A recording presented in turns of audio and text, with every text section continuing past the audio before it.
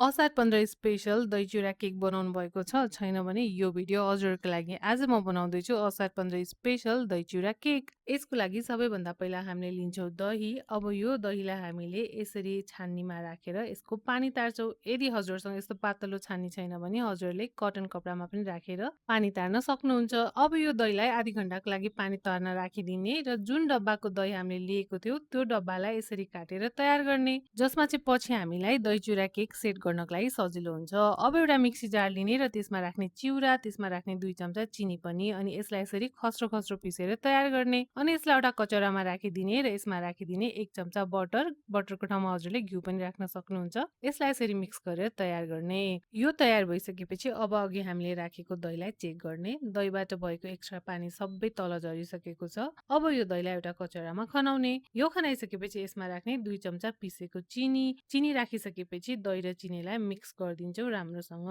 दही र चिनीलाई राम्रोसँग घोलेर यहाँ यसरी स्मुथ खालको ब्याटर बनाउँछौँ। यतिको बनाइसकेपछि चाहिँ यो तयार छ।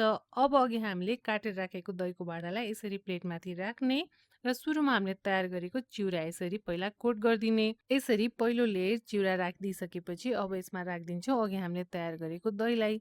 सबै दही राखिसकेपछि यसलाई पनि राम्रोसँग मिलाइदिने। यसरी सबै दही राखेर राम्रोसँग मिलाइदिइसकेपछि अब भने यसलाई हामीले राखिदिनुपर्छ फ्रिजमा यो सेट हुनको लागि। यसलाई मैले फ्रिजमा राख्दा चाहिँ छोपिदिएँ माथिबाट र 2 घण्टाको लागि छोडिदिएँ। फ्रिजमा सेट हुन राखेको यसलाई 2 घण्टा भइसकेको छ। अब यसलाई बाहिर निकाल्ने, पहिला प्लेट हटाउने अनि यसमा रहेको बट्टालाई बिस्तारै निकाल्ने। यो राम्रोसँग सेट भइसकेको छ। अब माथिबाट यसमा आँप र क्रन्चीनेसको लागि चिउराले टपिङ गरिदिने। त्यसपछि बनेर तयार हुन्छ असार 15 विशेष दही चिउरा केक। हजुरले पनि यो एकदमै नयाँ युनिक रेसिपी एकचोटि बनाएर ट्राई गर्नुहोला अनि आफ्नो परिवारसँग बसेर खानुहोला। अनि हजुरले बनाउनु भएको यो दही चिउरा केक कस्तो बन्यो भनेर कमेन्ट गर्न नबिर्स्नुहोला अनि इजी किचन रेसिपीलाई फलो गरिदिनुहोला। Thank you for watching.